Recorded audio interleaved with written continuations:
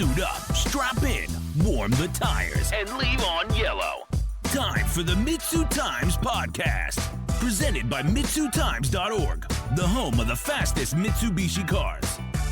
With your host, Josh. What's going on, guys? Welcome back to the MitsuTimes podcast. You're joining us in part 2 of our episode with TailorTuned.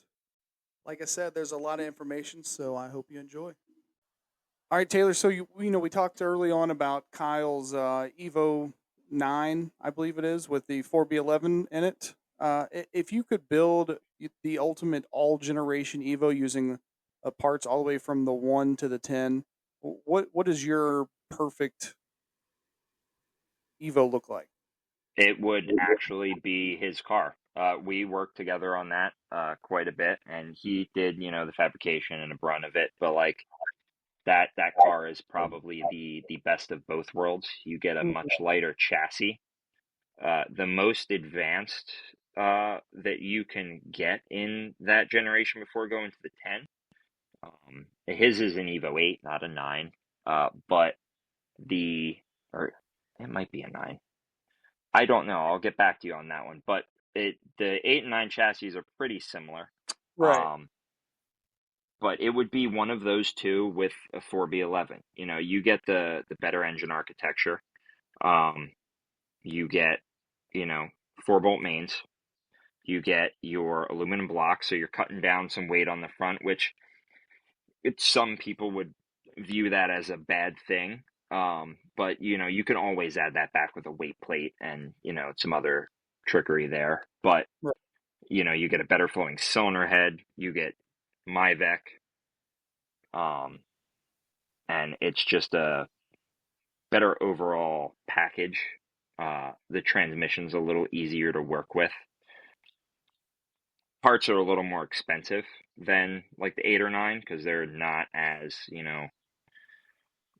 widely used over the years. The Evo 10 stuff is really specific to just the 10, right? Where is the 8 used the same transmission for several generations, and they're more readily available. But there's plenty of companies available that'll if you need a gear set or that want to build the transmission, like that's out there. But that would basically be what I would do. Or I don't know if I should talk about it, but there is another Mitsubishi engine that I would put in an Evo 10. And the reason why I shouldn't talk about it is because this is another project that we kind of have under wraps at Kyle's. But it's another understated engine that people have been making a lot of power with over the years.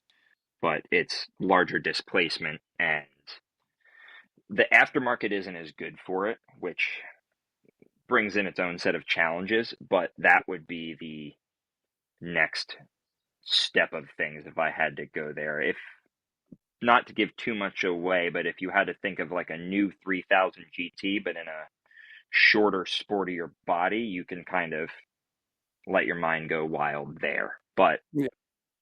I'm not going to get into specifics of which engine or what it is, but if you have an imagination, I'm sure that somebody will figure it out.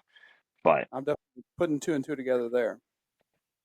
But yeah, that all-wheel drive and, bring that up to date. And Kyle has a 3000 GT build that he's doing at the shop, which is basically OEM plus with today's technology. And, let's see what we can make with it. It's got the best of the best parts on it. And, that would be my, I guess my other JDM era car that I would want and that I would build.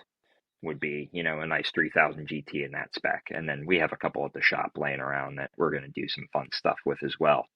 But this one's for a customer, and he wanted to build his dream car, and that's what we're doing. That has a link, dash, PDM, ECU, the whole 9, wire and harness that was done by our guy Ron that's there. And that car is going to be basically what the 3000 GT could have been had it had today's technology.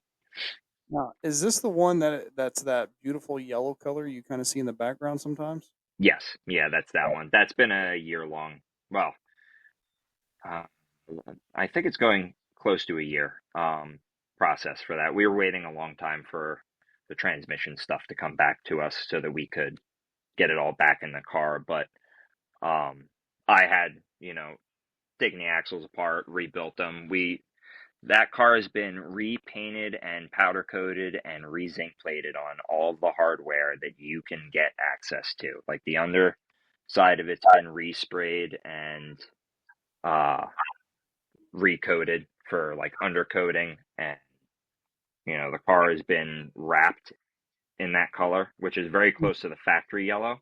Uh, the owner plans to paint it later down the road. This fit a little more into the budget because to paint that car, we're getting quotes for like 10, 15, $20,000 to have it done to the spec that we wanted.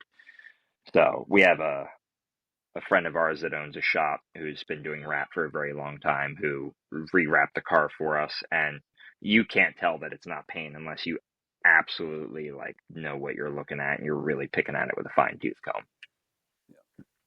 That yellow is just so underloved. I love that color.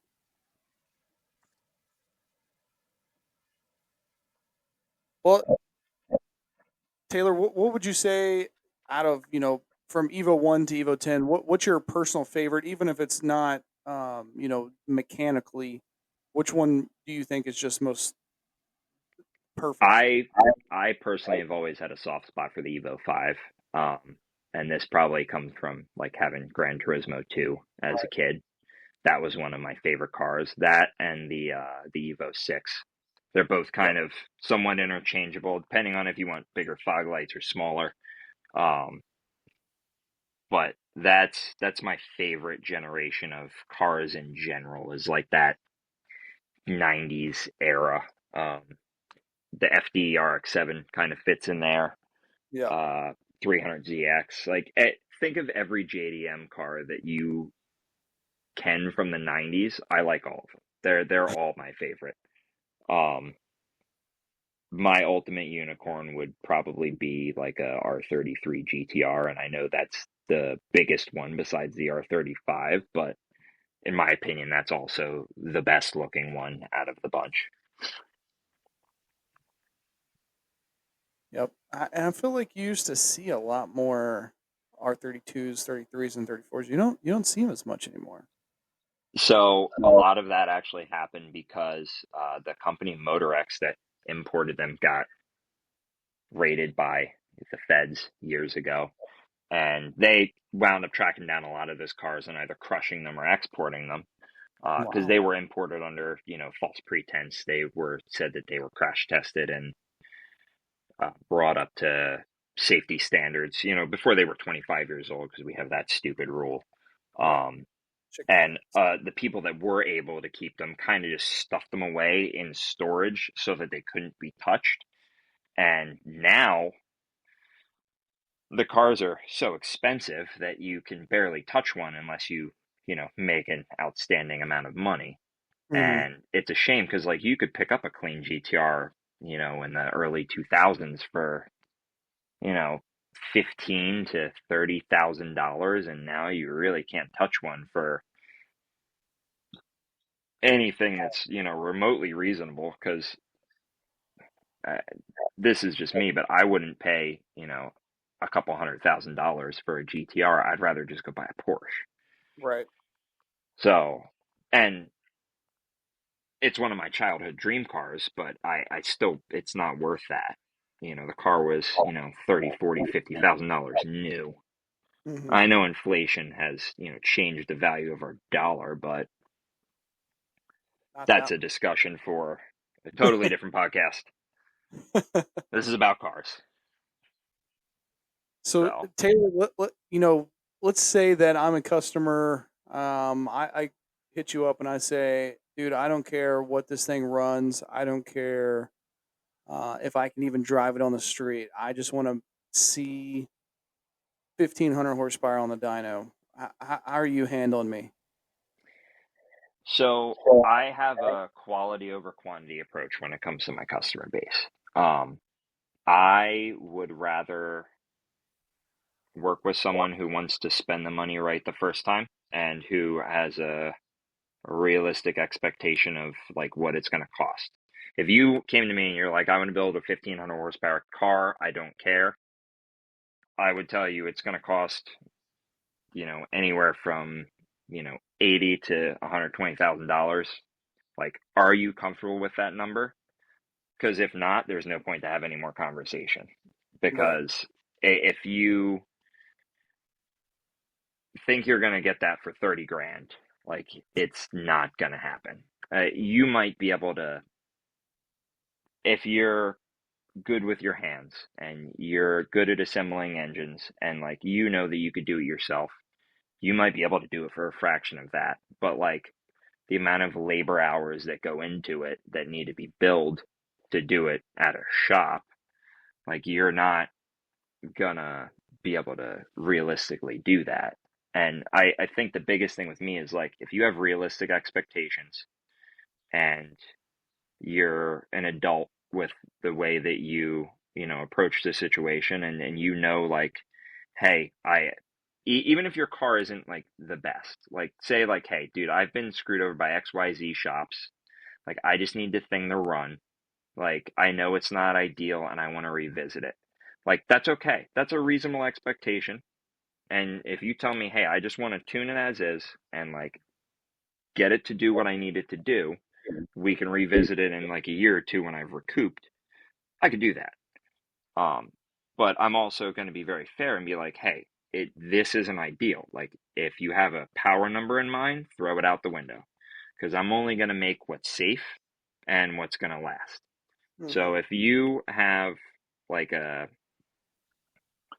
car I'm tuning tomorrow has a stock SST in it, and I believe it's an AGT 55 or 58 mil.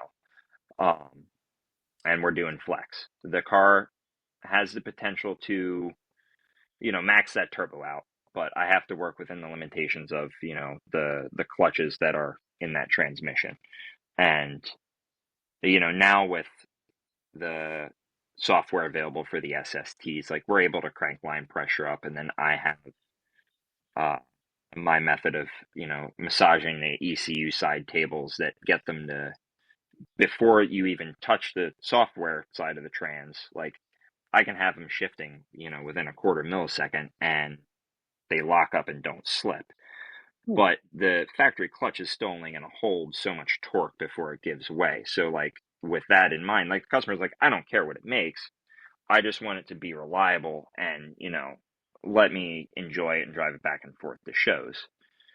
And I told him, I'm like, you'll make probably 4 to 500 before I really have to, call it quits. You'll be fuel system limited before I reach the limit of the trans without I'm going to ramp torque in. But, he's like, oh, I don't care if it makes 300 horsepower. I'm like, okay, perfect. So if it makes, barely anything on pump gas and we wick it up on ethanol, great, because that's going to keep it safe. And then you're going to be encouraged to keep it on, better fuel. And, if you need to put it on pump to drive to a show or, take a long road trip, like you can. I think the wastegate pressure in that is right about like 24 pounds. So on that turbo, it's probably making 3 and change to the wheels on pump gas, um, which is about what a full bolt-on like stock turbo car would make, like crank to 11. So, and it'll still be healthy and run like that forever, and then it'll make whatever it'll let me make on ethanol. So, but the biggest thing is just he has a realistic expectation. Um, he knows the motor's built well because Kyle assembled a short block in the cylinder head and he had his hands in there. But a lot of the parts and stuff were, chosen by the customer. So there's limitations there in terms of like injector size and, fuel pump and fuel system, things like that. But, he wanted to make sure that it's going to be reliable and do what he wants it to do outside of, those things. The car isn't an all-out race car. He built it as, a show car that, makes a little bit of horsepower and that he can have fun with. And that's perfectly acceptable. Um, but if he were to come to me and said, hey, I want it to make 700 horsepower. I have a single fuel pump and 1000cc injectors and 55 millimeter turbo. I'd tell them, hey, you either got to change this because that's not going to work, or you have to go find a tuner that is willing to give you that number and disappoint you when it doesn't. Because I won't let somebody have the false idea that I'm going to make the number that they want when the setup isn't capable of it. I'm very realistic in that aspect. I'll tell you, hey, this is what I've seen on my dyno. These are my expectations from this turbo. This is what you should expect. I had someone with a Type R hit me up and they're like, hey, I want to tune my car. I want it to make over 400 horsepower at stock turbo. I'm like, well, the last one I did on ethanol, which wasn't full bolt on, but, was still cranked pretty far, made like, 360 something. I think we wound up 368 or 370. And I'm like, you might get close to that, but like, I wouldn't be disappointed if it doesn't hit that. It's still going to be very fast for what it is, but I would get the 400 horsepower number out of your head on my dyno because it's going to break your heart.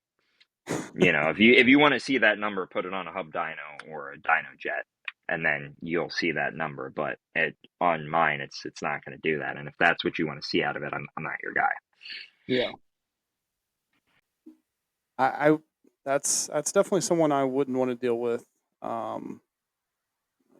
because like you said before, the dyno is a tool. Right. You can make it read, what you want. But I'm too honest. I don't want to manipulate, something to make you happy. I would rather disappoint you with the truth than, feed you a lie and make you feel all giddy about it and then later be disappointed and realize that like you were lied to. Right. I'd rather hurt your feelings and then, you come back and be like, hey man, I understand, like you were right, like, or like, hey, you said my car only made 350 horsepower. I just beat this car that made like 100 more horsepower than mine does on like another dyno. And I'm like, so are you as disappointed as you were?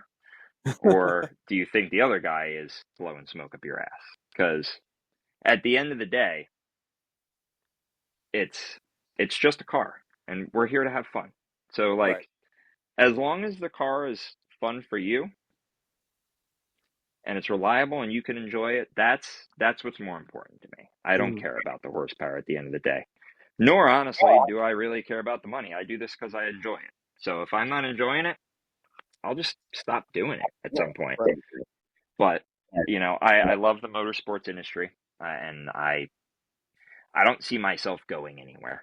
I've been doing this since I got my learner's permit. I've been racing and tuning cars, so I don't see that changing at any point in the future. But I don't want to be miserable doing it. There's a reason I don't wrench on stuff every day anymore, and why I just do calibrations. I used to do, full builds, installs, fabrication, tune the car, and then everything. And it got tiresome. So I found Kyle and I have been friends for years. He opened his own shop, a little bit after I started doing tuning. But we started working together pretty early on, like when he started to establish himself, and that kind of set him up for success because he found, a calibrator that he could trust. And I've found somebody that I can trust to build an engine and, do all the stuff that I can do, but I don't have to do it if I don't want to. Yeah. And I'm very much a control freak. I have very few shops that I would confidently say, hey, take your car here and they're going to take care of you from A to Z, because I plug into a lot of stuff that I see calibrations that aren't as good as they should be. And the cars run and drive and make power. But they're not my minimum level of quality standard. There's instances of like block tuning, which is where like you'll have 5 cells of one value, 5 cells of another value, instead of it being like smooth and interpolated, and the map is very like choppy and not good. And in the case of the Evo ECU, it interpolates pretty quickly, so a lot of that can be masked, but it's not the way it should be done. Yeah. And you do that in like another ECU, and it might not be as forgiving. So, but there's a lot of shops I look up to, and that I don't want to view them as competition, because we're all in this to have fun. There's plenty of work to go around. Um, but there's also a lot of people that get into this just to make a quick buck, and they don't really care about the customer or the end result. And they just want to make as much money as they can, and that's all they care about. There's not many of us that, actually care about the customer or, the sport itself. And I think that that's more important at the end of the day than anything else. Keeping the customer happy and, making sure that they're enjoying their car, and keeping the sport itself alive is a big thing. And that's why I wanted to come on board as a sponsor, is like, motorsports these days is kind of dying out, and you have a lot of stuff with like the takeovers and this new generation of car culture, which it shouldn't even be considered car culture. It's just a bunch of kids being stupid. Right. And it's a shame, because it really makes the actual enthusiasts like look bad. And I remember back in the day when I lived down in Florida, like we would go to the tower shops and meet up and hang out and bullshit and talk about cars and our builds, and then we'd go out and go race on, one of the highways that were out towards the Everglades that, wasn't really a lot of traffic at that time of night, and there were plenty of pull-offs where like we could, you know, negotiate races and figure out like, who was running what, if you wanted to bet money or whatever, like you could. And that was really like the peak of, roll racing, and the car culture was back then. I mean, now, yeah, everything's making more power, but like, it's easy to make power with cars these days. Everyone's spoiled by the technology, and it's easy to run a 9. It's easier to run a 9 and an 8-second pass these days than it was back in the day. To make 1,000 horsepower in 2008 was, you know, it was a big achievement, and now people are doing it left and right, like, you're drinking water. And a lot of it comes from the technology, but a lot of it's also just the manufacturers are building better stuff. Right. So, And we're having much quicker cars from the factory, and auto transmissions that do a lot of the work for you, take out a lot of the user error, and it's helped a lot. right. And it's easy to go fast these days.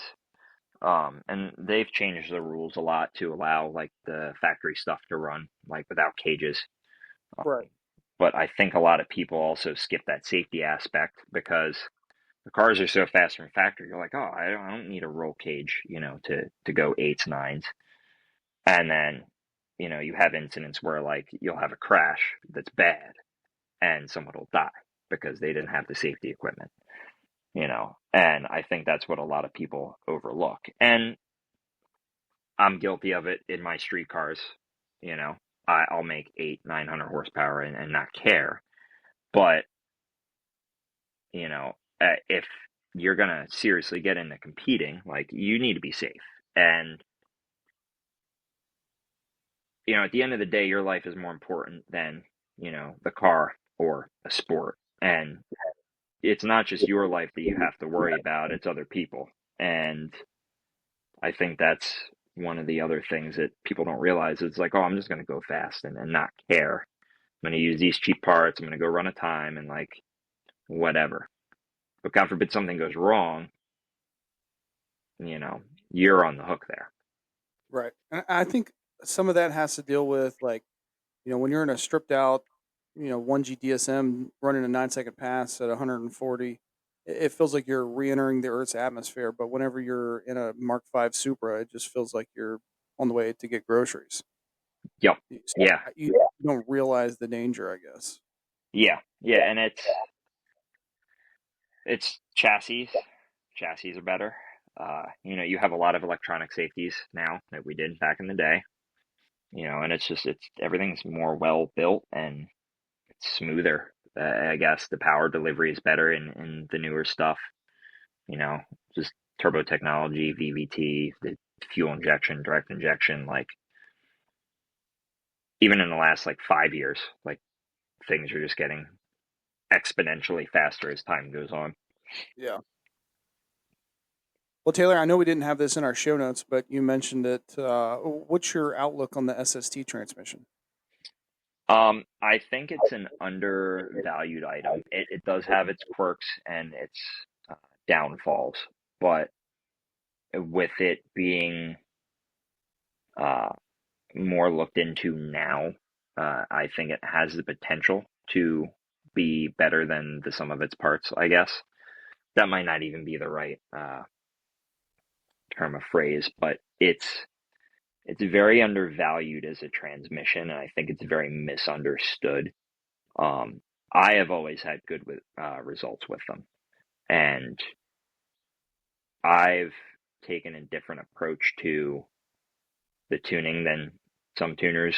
Uh, I've heard of people like breaking the case, and then I've heard of you can burn clutches out in those if you don't have your torque table set up right because they'll slip too long coming into a shift, slip too long coming out of a shift, um, which that's uh, one of the biggest things I see with a lot of the cars that I get is the initial calibration on it is not it's not tight enough, if that makes sense. So like the shifts are real slow and it allows a lot of slippage and slop. And it's almost like an older automatic transmission as opposed to like a dual clutch.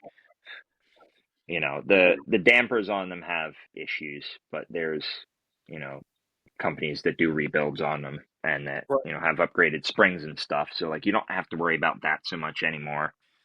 And you have built hard parts and everything in them that you can do in terms of clutch baskets and, Cosmic, Dodson, everybody has their own, clutch packs. Um, and then you have your shift magnet failures, which again, they're old. The glue on them fails. It happens. But like if you have a good condition one that's in working order, it works great when it works. If you want to spend the money to go through it and bulletproof it, as long as the calibration on it is good.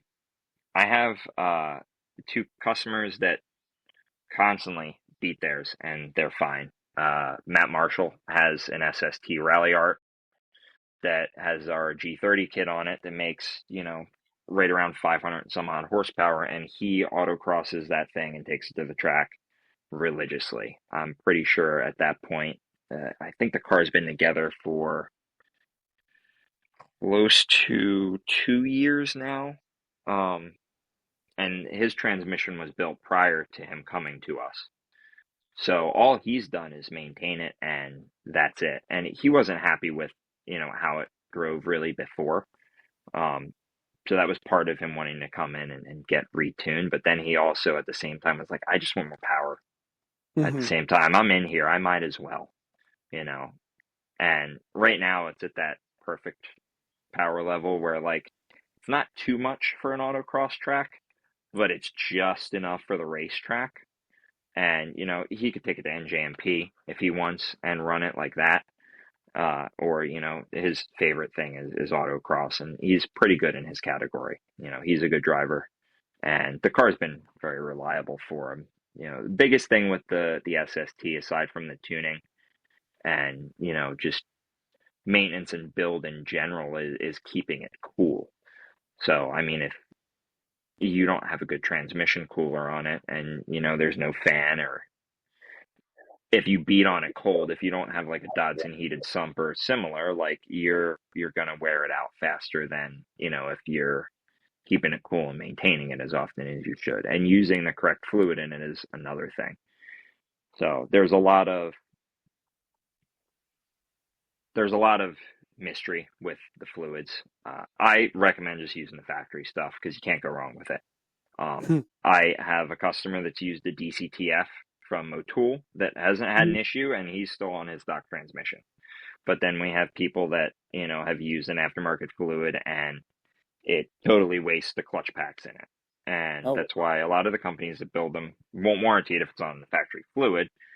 And the formulation of the fluids is pretty similar, but there's enough difference that like it doesn't quite play well.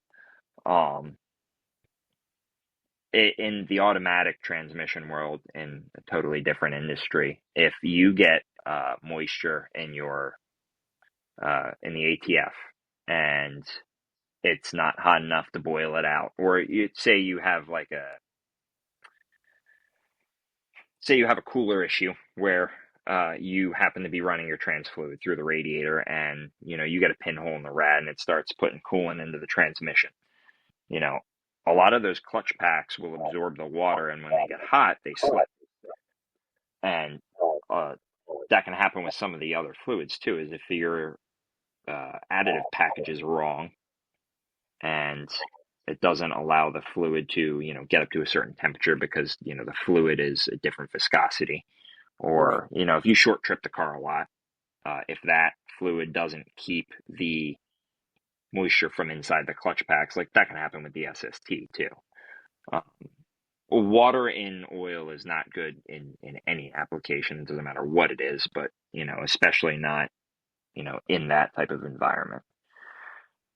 So, but using the OEM fluid, you usually don't have a problem. And now some stuff is getting more approved by builders, but it's few and far between. And even some of that stuff has had issues over the years. Yeah. So I would listen to your builder because most of them are going to give you a warranty with it. Um, if you have a stock transmission and you want to experiment with it, that's fine, but don't be surprised if it has an issue either. I like it. Good advice. Well, Taylor, is there one build in particular that stands out as the most special that you've had that you've gotten to have your hands on? In terms of, I guess, emotional attachment and just uh, enjoyment, Yeah. going back to when I was in Florida with uh, Clinton, the first Evo 10 that I wound up working on with him, uh, he did a majority of like his mechanical work, but the shop I worked for at the time kind of, I don't want to say it was his workspace, but we almost like rented it out to him, and like we would bill him labor to like help him with some things, help take the engine in and out, because there's stuff that is harder to do in your garage without a lift. Mm-hmm. Um, but that car was special to me because that's one, the car that inspired me to have my Evo 10 today and also get into the platform itself. But uh, I had a lot of pleasure just working on that car because it was so clean and well put together. And it was a very simple build. It had Avan GTs, Olin's coilovers. He was running a full race kit with a EFR 90 9180, I believe. Um, and then just a bunch of like OEM plus stuff, like carbon fiber bits. Nothing too overstated, but like just enough to where like when you looked at the car, you're like, man, that's really like well done, and like that's a nice build. And it that's kind of what I put as my Halo car. Yeah. Um, Cars that have come out of Kyle's shop, his Evo 10 is by far my favorite. And I that also has a lot of emotional attachment for me because that's he bought that car brand new, but that's a car that I met him with. And another shop that I had worked for, he was a customer at, and that's how him and I actually got together. And we just wound up staying friends since then. I moved on to a different shop. He started doing things himself. and then come full circle, and now he's, building high horsepower Evo 10s, 8s and 9s for, you know, everybody all over the East Coast and even, Right. across the United States. So his build has gone through so many different phases. That is easily the $250,000 Evo. Just from him having it stock to the compound setup to the setup that's on it currently, which the turbo setup is actually the one off of my car because I'm going to a G40, which is actually on the shop drag car because that's going to a different turbo setup come spring once we're done, doing chassis testing and everything else. And then potentially going back to a compound on that. We're ultimately more concerned about the serviceability of parts. If we have two turbos, we have twice as much to go wrong. God forbid the primary feeder turbo shits the compressor wheel and feeds it through to the secondary turbo. Well, now we're not replacing one turbo, we're replacing two. Right. So That's assuming it stops there. yeah, yeah. And I know Granis had good luck with his compound setup on the Supra, but he went back to a single for, the same reason was simplicity. And it does make a much broader power band and it makes it easier to leave off the line, but it's a give and take with things in any instance. You give some here, you take some from here. So like what you would gain in, having more overall power without having a second power adder like nitrous, you add in complexity and weight and, just overall cost. Whereas, you know, God forbid we need to, get another 88 mil turbo, like that's easy to find. But if we have to find an 88 mil turbo and then whatever we're running for the secondary, or whatever turbo combination it would be, like now we have to source two and hope that we find both if, there's an issue. Right. But that is a very special Evo indeed. I Yeah, think. I know Kyle was on the podcast, I don't know how many episodes ago now, right? Yep. And I know that was discussed. And he has such a love for that car. I would have given up. I would have given up. And I'm very stubborn, just like he is. But he is aggressively patient, and he will get the result he wants, no matter how long it takes him. Yeah, Um, for sure. and I think that's why him and I are such good friends. Is we both think alike. I can be a knucklehead sometimes, and so can he. When we both have our fair share of doing goofy shit, but at the end of the day, like we're great enough minds that we think alike, but we also have differing enough opinions to where like it keeps things interesting, and like we constantly learn from each other. And he has come a very long way from like when I met him. And he used to be, he was an engineer for the company that he worked at, and then started doing this because he loves what he does and just wanted to do motorsports and racing and build stuff for people. And it came about in a way to where like people were just like, hey, I want you to build my stuff because I've seen like what you've built for you. Hmm. And he kind of just took the ball and ran with it, and it's been a great experience working with him and being his friend over the years. And I'm thankful for him being in my life. He says I'm a pain in the ass all the time, and that's fine, but he enjoys having me around. So That's all that matters. yeah, we're like two brothers that constantly butt heads. So Well, Well, But Taylor, I know when I was, looking at your Instagram, I seen some different all-wheel drive platforms that you had your hands on. How does tuning the Evo compare to tuning like a Subaru or a GTR or something like that?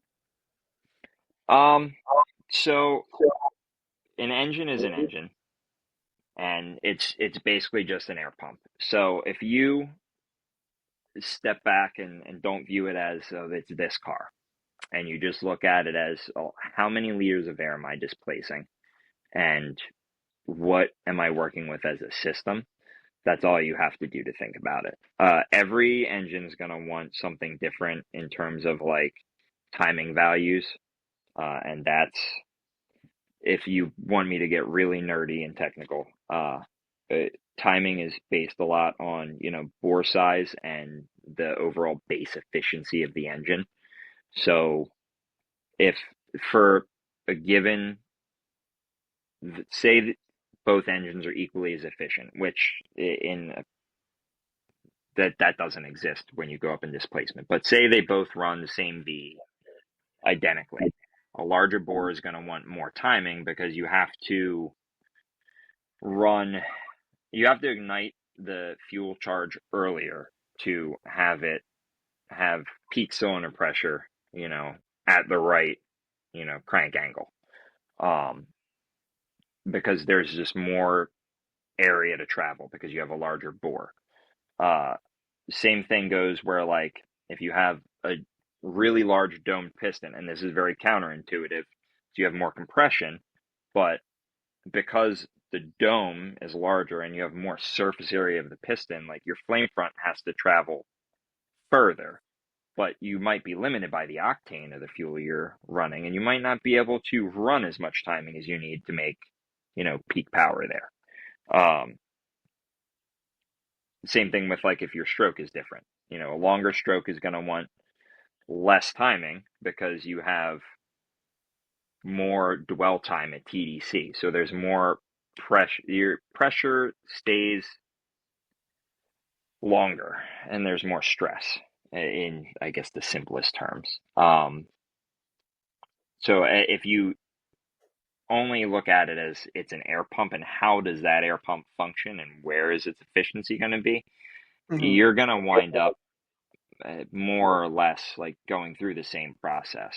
You might have an engine that wants a little bit of a different air fuel ratio, and your fuel might like something a little different depending what you're running, and depending on how much boost you're running, you can get away with things. But they're all more or less uh, the same once you figure out like what that engine likes. You know, Cam profiles play a lot into it. Cylinder head flow plays a lot into it. The approach is the formula to get to that result is the same, but you have to go through it step by step to figure out like what it likes.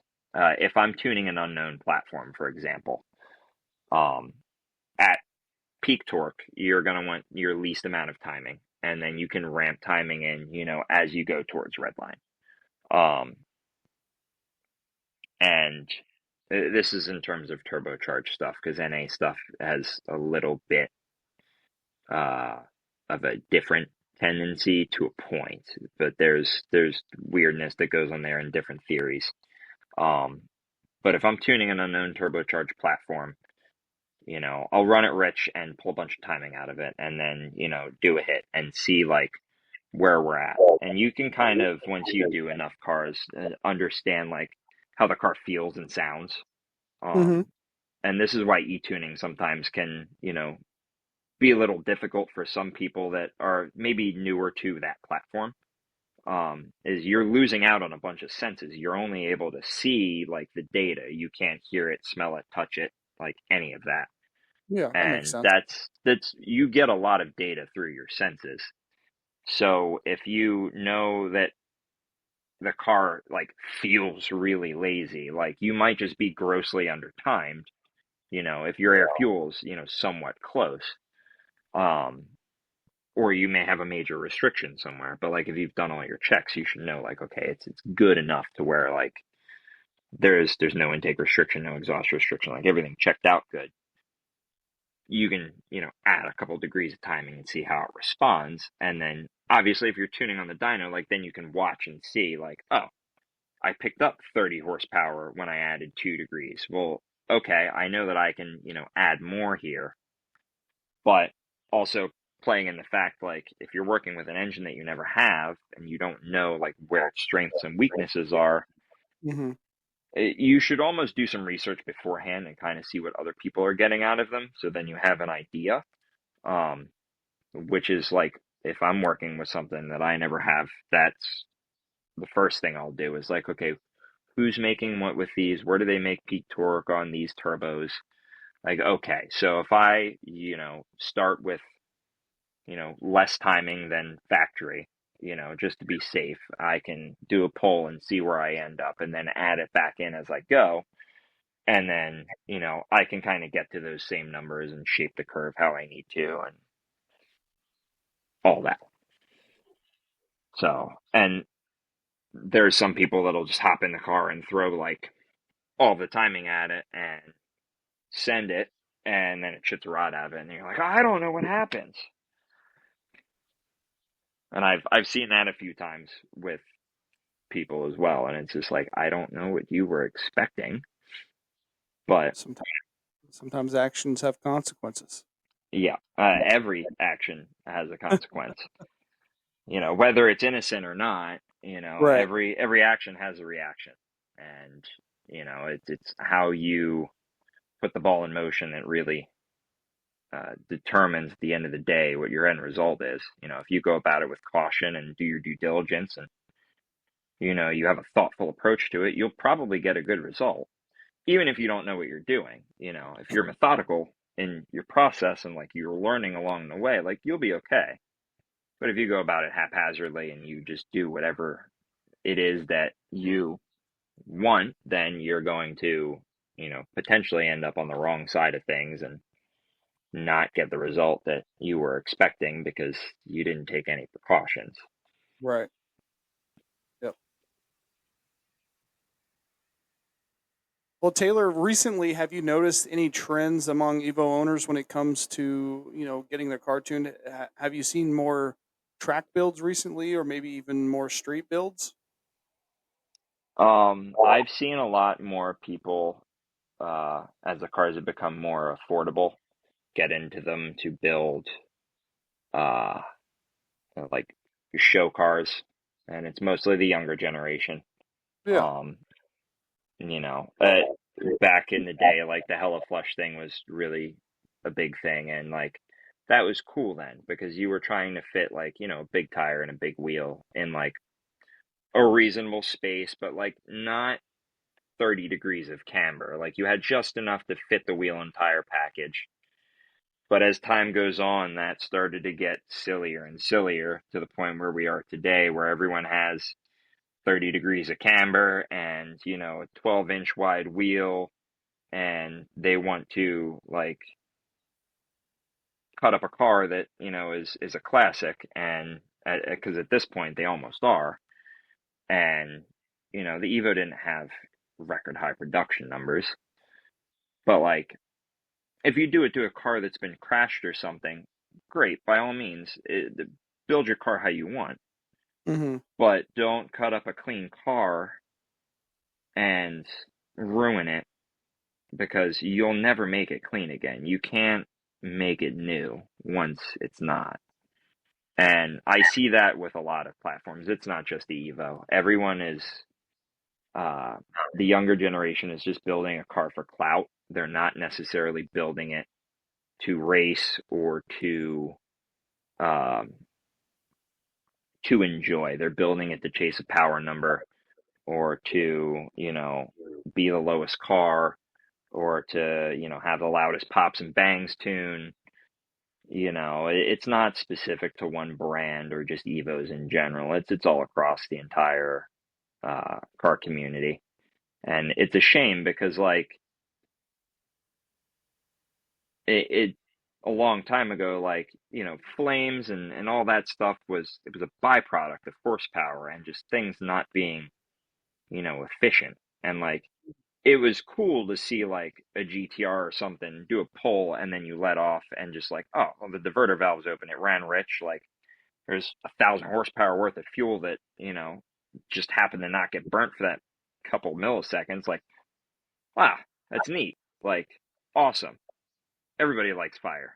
Caveman like Mm. fire, But, now you have people that just want it to make noise and do it like on command. And it's hard on parts. It's not good for the overall health of the engine. And then like I understand like it's cool and it's exciting to look at, but then you have, people that get 20, 30,000 miles out of a build and the valves are hammered and pitted and the seats are beat up and they're like, I don't understand what happened. Or like they're breaking exhaust manifolds or going through turbos. Well, you were igniting all this fuel in your exhaust manifold. Like, what did you expect was going to happen? You're generating a ton of heat with combustion happening where it shouldn't be. So I'm not surprised that it did that. But it's you don't see as many like people that want to build a car for like horsepower, or that like they'll chase a draggy number or a horsepower number over like how enjoyable the car is, and they'll overbuild the car, which is super common. Like, Yeah. I want to make 800, 900, 1,000 horsepower and drive the car every day. No, you don't. It sucks. It's terrible. Like, don't do that with this car, because it's not going to drive like stock and you're going to hate it. Like, if you want to make that power and drive it every day, like, a different platform is where you should start. Yeah, for sure. I mean, it feels like you see a lot of cars now that make some big dyno numbers, but then they go to the track and do a 12-second pass or something like that. And so it definitely seems like it's more for the internet than it is for actually track purposes. But yeah, I people definitely need to if you're going to spend so much money, you need to go to the track and actually get some use out of your money. All right, Taylor. So, with all that being said, what do you think the future of Evo tuning looks like? Well, I think as technology continues to evolve, we're probably going to get, a lot more feature sets available to us. It's really going to depend on, what development looks like. I mean, we're pretty far along now compared to where we were, Absolutely. but we're going to see what the future holds.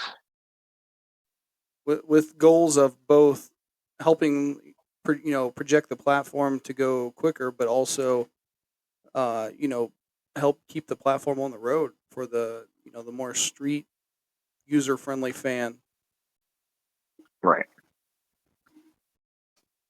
So, Taylor, what advice would you give someone who's getting started in tuning or wanting to learn how to tune their own Evo? Because I think we've all can relate to being at the track and trying to get your tuner to log in remotely and having those connectivity issues. So, how do you help me? I would say, sit down, learn the basics. You can find tons of information online. There's, uh, tons of tuning schools that are reputable that you can get, a lot of the basic info from, even if you're not going to use the advanced side of things and you just want to learn how to, record a data log and maybe make basic changes. But learning the basics is really the best way to go about it, because you want a good foundation. You don't want to change things that you're not 100% certain on what they do and potentially cause an issue, or God forbid accidentally turn a safety off, or what have you. It cost yourself a lot of money.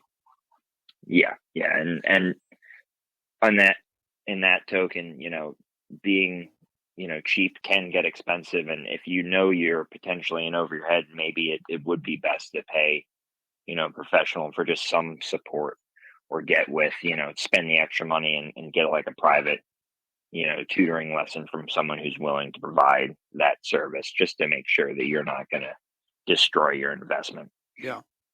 Yeah, I think something that is definitely worth the money if you are dead set on, trying to do your own thing is paying an expert to take a double look at it and make sure you're not going to cost yourself a lot of money, like you said.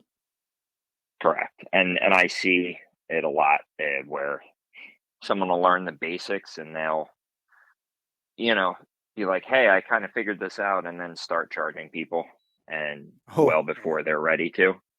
And it can lead to a lot of trouble. So the best thing is, if you want to learn and get into it, maybe start doing, your stuff, maybe your friend's stuff. Try not to, charge or, offer it as like a business type venture, and then just take your time with it and be patient and learn as much as you can. Right. That'll get real dangerous real fast right there.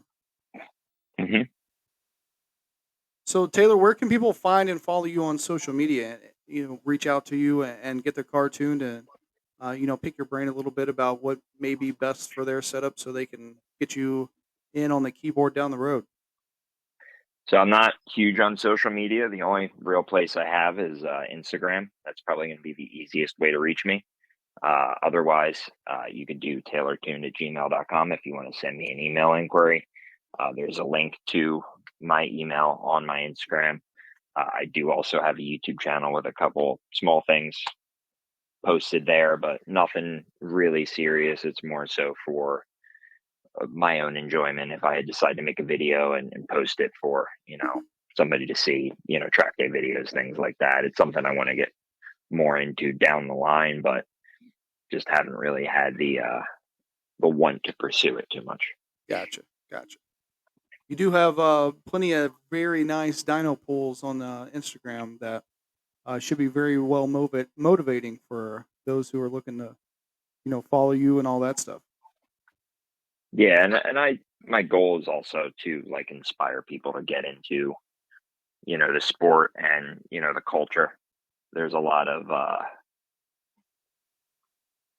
weird times, I guess is how I'm going to put it, with the younger generation and car culture. And yeah. I want to try to preserve how it used to be, right, where it was healthy and fun. And, I try to give some excitement with the videos and kind of give a little inside glimpse of, the exciting parts. For sure. Well, Taylor, at the end, I always give people a chance to give a thanks or a shout out to anybody who's helped them out along the way. Anybody who's helped get their business where it is. Is there anybody that you want to give a thanks or a shout out to? I want to thank specifically Kyle at Good Performance. He's been a great friend and business partner over the years. And without him, I wouldn't have, as large of a client base up here as I used to. I did start in Florida, and I kind of gave up a lot of work when I moved up here, due to family issues. And he really helped get me, back up and going. As he was growing, we kind of grew together. I also want to thank Clinton. He kind of gave me the 411 on things back in the day and kind of laid the groundwork for where I am today. And then Felipe, the owner of the one shop I used to work for down in Florida, he gave me a chance when I was younger to kind of prove myself and kind of led me to where I am today, because without working for his shop, I don't think I would still be in the performance industry. Wow. That's some big forks in the road that you took there to get to where you are now. Yeah, it's been a journey. Awesome, man. Thank you so much for taking the time to come on here. I know this has been a long one, and I definitely think that there's a lot here for people to get out of it. So definitely thank you so much for taking the time to do this. Yep, not a problem. Anytime. Thank you for listening to the MitsuTimes podcast. Check out our Instagram and Facebook for daily updates. Get added to our list by going to MitsuTimes.org and clicking Submit a Slip. Thank you to all of our sponsors.